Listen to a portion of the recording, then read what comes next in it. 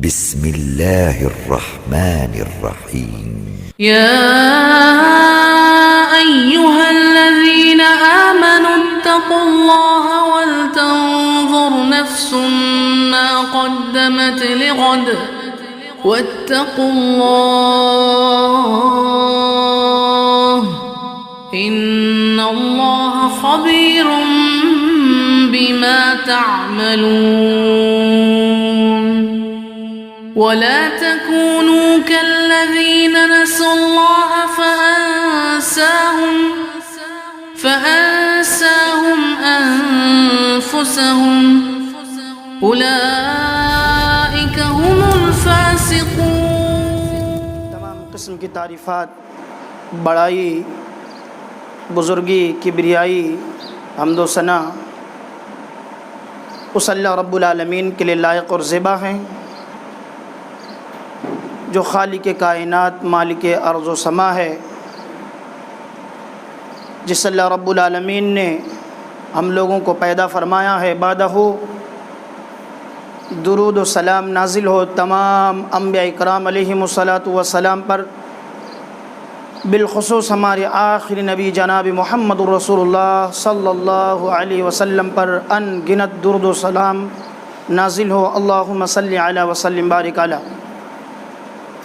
اسلامی بھائیوں، نوجوان دوستوں اور بزرگوں، ابھی ہمارے سامنے موسم حج کے بعد ایک سنت کو ہم لوگ زندہ کرنے والے ہیں. ایک وہ سنت جو حضرت ابراہیم علیہ السلام کی سنت ہے، جو اللہ کے نبی صلی اللہ علیہ وسلم کی بھی سنت ہے. ہم اس کو کر کے اللہ رب العالمین کا تقرب حاصل کریں گے. لیکن میں نے مناسب یہ سمجھا کہ جس نبی کے سنت کو ہم زندہ کرنے جا رہے ہیں، اس نبی کے دعوتی پہلو پر بھی ہم نظر رکھیں. اس نبی نے کس طریقے سے ایک نوجوان کم سن عمر کے اندر قوم کے لیے دعوت کا بیڑا اٹھایا، کیسے کیسے تکلیفیں جھیلیں لیکن ہار نہیں مانی، وہ ہمارے لیے نمونہ ہے. اور ضرورت ہے وقت کی کہ ہمارے نوجوان حضرت ابراہیم علیہ السلام کی دعوت کو غور سے سماعت فرمائیں اور اپنے اندر ایمان کے جذبے کو جگائے بیدار کرے. اس لیے میں نے یہ موضوع انتخاب کیا کہ حضرت ابراہیم علیہ السلام کی دعوتی زندگی پر ایک نظر. پہلے آپ یہ یاد رکھیں کہ اسلام وراثتی مذہب کا نام نہیں ہے. اسلام وراثت سے نہیں ملتا ہے. زمین اور جائیدادیں وراثت سے مل سکتی ہے، لیکن اسلام، ایمان اور دین، وہ دین جس کو اللہ رب العالمین نے پسند فرمایا ہے، اس دین کو، اس مذہب کو، اس دھرم کو، اس ایمان کو محنت سے، مشقت سے حاصل کیا جاتا ہے. یعنی Islam is by choose, not by chance. اسلام محنت سے، مشقت سے انتخاب کر لینے کا نام ہے، دل سے یقین کر لینے کا نام ہے. اس راستے میں جتنی بھی کٹھنائی آئے، جتنی بھی تکلیفوں کا سامنا کرنا پڑے، ان تمام تکالیف کو برداشت کر کے چوز کر لینے کا نام ہے، انتخاب کر لینے کا نام اسلام ہے. Islam is by choose, not by chance. Chance سے پانے کا نام اسلام نہیں ہے.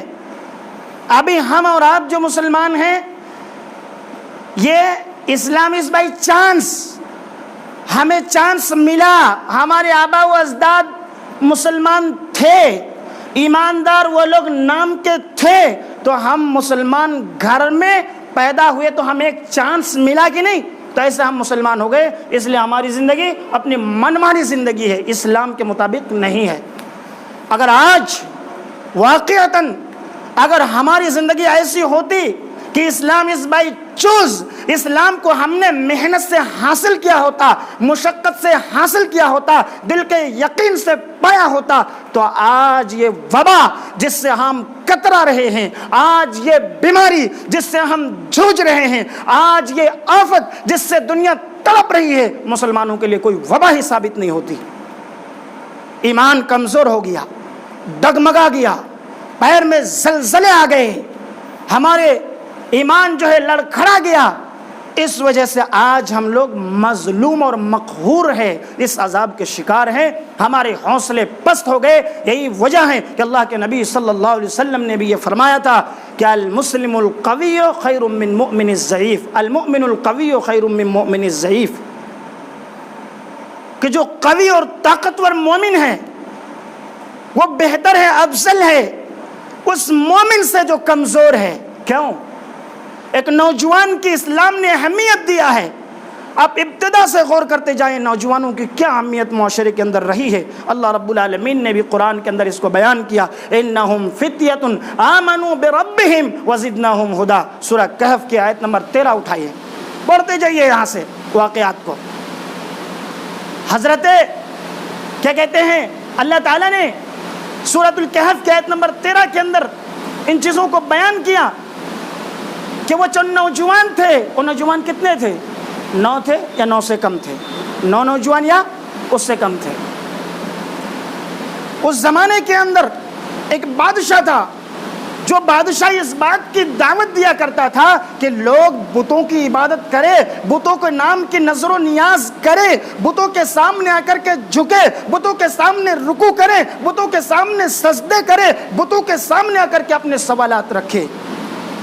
یہ اس زمانے کے اندر بادشاہ اپنے عوام کو ترغیب دلایا کرتا تھا۔ ان نوجوانوں نے دیکھا پیدا تو ہمیں کسی اور نے کیا ہے، یہ کیا ہو گیا؟ جو آسمان و زمین کا رب ہے، جو پوری کائنات کا مالک ہے، عبادت کا مستحق صرف وہ رب ہے، ادھر تو بادشاہ ہمارا اور پوری رعایا غیر اللہ کی عبادت اور پرستش کر رہی ہے، ان مورتیوں کے سامنے جھک رہے ہیں جن کو اپنے ہاتھوں سے بنایا جاتا ہے۔ انہوں نے کیا کیا؟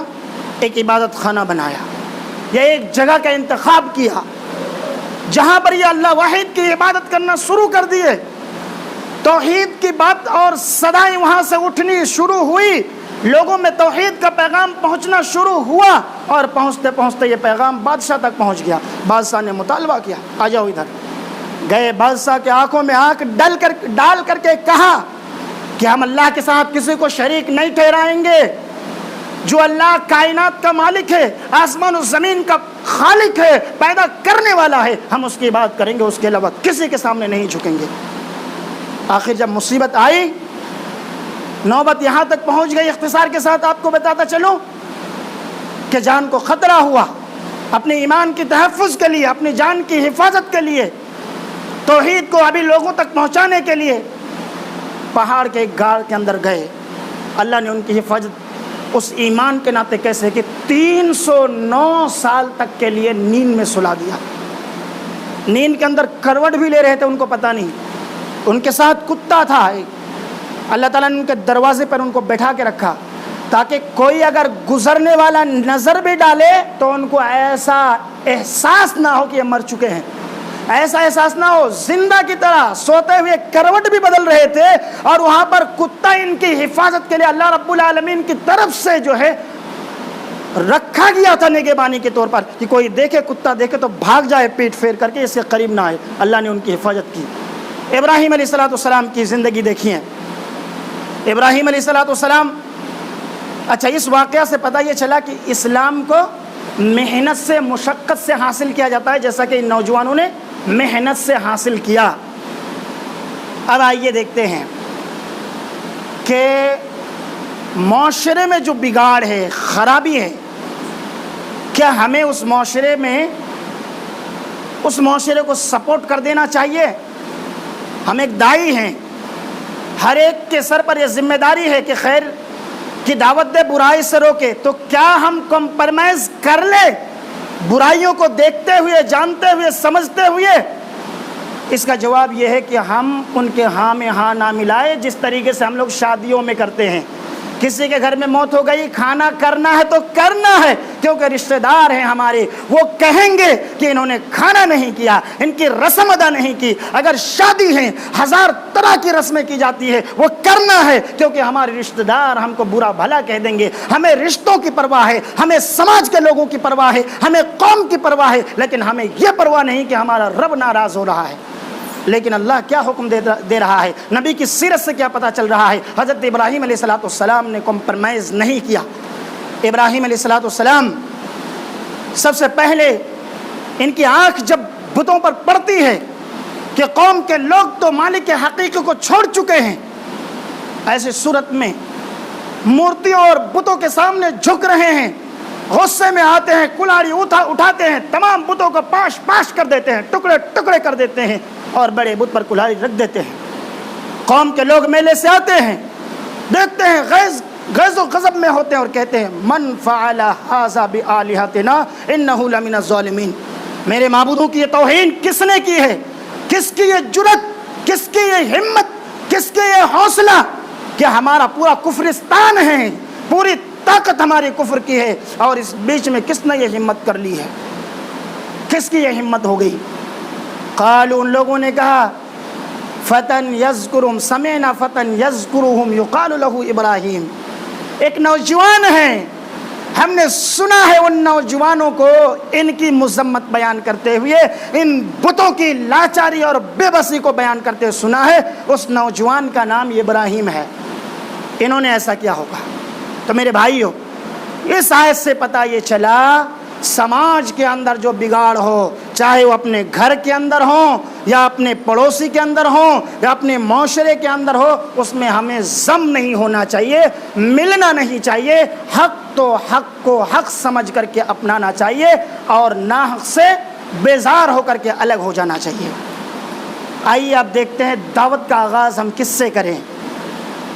دعوت کا آغاز کس سے کریں؟ ابراہیم علیہ السلام برائی کو دیکھے، دعوت کا آغاز کس سے کر رہے ہیں؟ اپنے والد سے. موقع اچھا ملا، والد کو کہتے ہیں یا ابت لما تعبد ما لا يسمع ولا يبصر ولا يغني عنك شيئا. میرے ابو جان، تاؤ میں آ کر کے کالر اٹھا کر کے نہیں، آستین سمیٹ کر کے نہیں، لاڈ سے، پیار سے، محبت سے.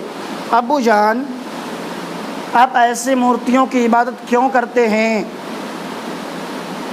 جو سنتے نہیں ہیں، جو سن نہیں سکتے، جو دیکھ نہیں سکتے؟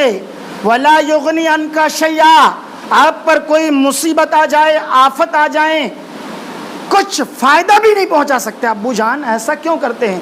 یا ابت انی قد جانی من العلم ما لم یأتک، اے میرے ابو جان، میرے پاس وہ علم آیا ہے جو علم آپ کے پاس نہیں. فاتبعنی اہدک صراطا سویا، اے میرے ابو جان، آپ میری کہا مان لیجئے، آپ میری بات سن لیجئے، میں آپ کی رہنمائی سیدھے راستے کی جانب کروں گا.